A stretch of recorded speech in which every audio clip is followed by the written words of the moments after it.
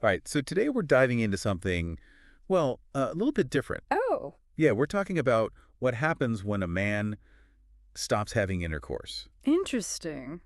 Yeah, and, it might seem a little personal, Heck, you say that. but our goal here isn't to give advice or anything like that. We're Right. really looking at the science here, based on some research that you sent over. Mhm. And honestly, some of it's really surprising, like really, really surprising. I'm intrigued. So, to help us unpack all this, we've got our expert here. Well, I'm happy to be here.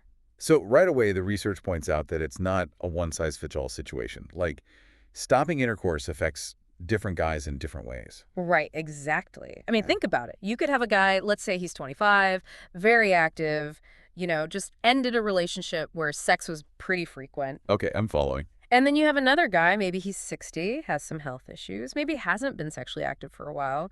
I mean, their bodies, their hormones, their whole experience, it's going to be completely different. Makes sense, yeah. So it's not just about, the sex itself. It's about everything else going on in a guy's life. Exactly. So what about testosterone? There's that whole thing about guys worrying that if they stop having intercourse, their testosterone levels will just plummet. Yeah, that's a common concern. Is there any truth to that?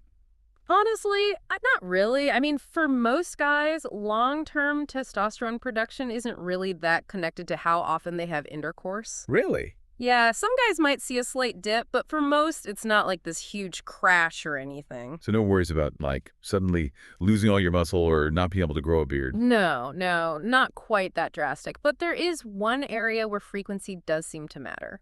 And what is that? Erectile function. Oh, okay. Let's talk about that. Sure.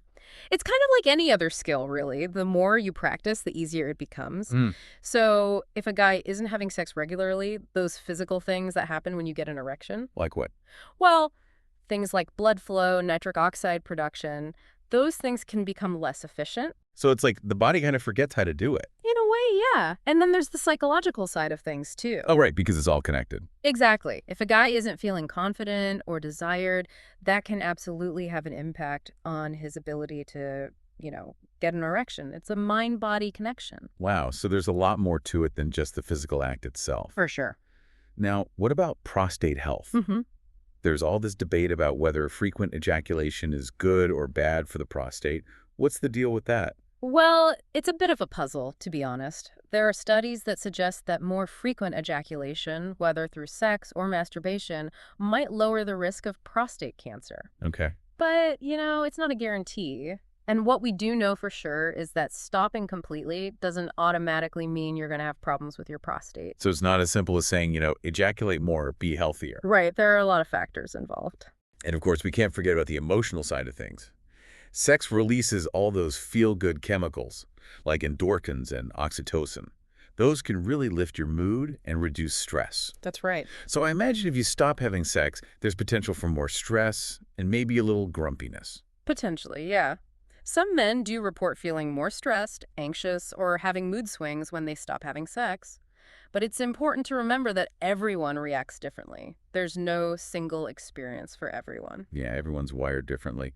What about self-esteem? Is there a connection between how often a guy has sex and how confident he feels? Absolutely. For many men, particularly those who place a lot of importance on intimacy, stopping intercourse can affect their self-esteem, especially their sexual confidence. Oh, I see. It really comes down to how much they tie their sense of masculinity or their self-worth to being sexually active. And of course, we can't ignore the big one, relationships. How does stopping intercourse affect a romantic relationship? Well, sex is often a pretty important part of romantic relationships. And if that physical intimacy is absent, it can definitely lead to some challenges. Like partners might start to feel dissatisfied or there might be tension. So it could add stress to the relationship. It could, but it's not a guaranteed outcome. Okay. Actually, some couples find that when they stop focusing on sex, their connection actually deepens in other ways. Oh, interesting. Yeah, maybe they have deeper conversations, spend more quality time together, find new shared hobbies. It's about finding different ways to connect. So it's not like stopping intercourse is a death sentence for a relationship. Not at all. But it's something that couples need to talk about and navigate together. Now, I'm curious about those surprising upsides that the research mentions. Ah, yes, the unexpected benefits. What are those? Well, first off, if you're abstaining from intercourse, you completely eliminate the risk of sexually transmitted infections. Right, that's a pretty obvious one. What about some of the less obvious benefits? Well, some men report that their sleep quality improves when they stop having sex. Really? Yeah, it could be because of less stress or maybe changes in hormone levels after orgasm. Huh. Maybe those late night, romps weren't so good for sleep after all. What else? This one might surprise you. Some men say they experience more energy and mental clarity when they stop having sex.